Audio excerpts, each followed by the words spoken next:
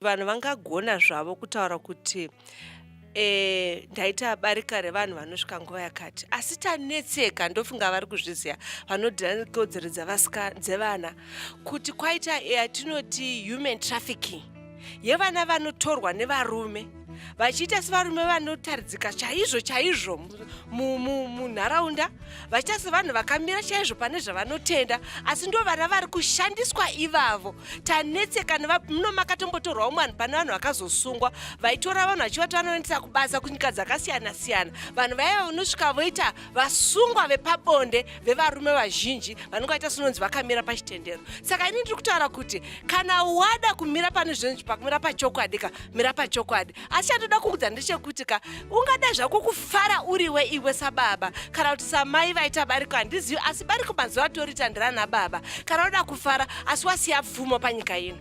Ndizvozvo mashoko makukuta ari kutaurwa napasta.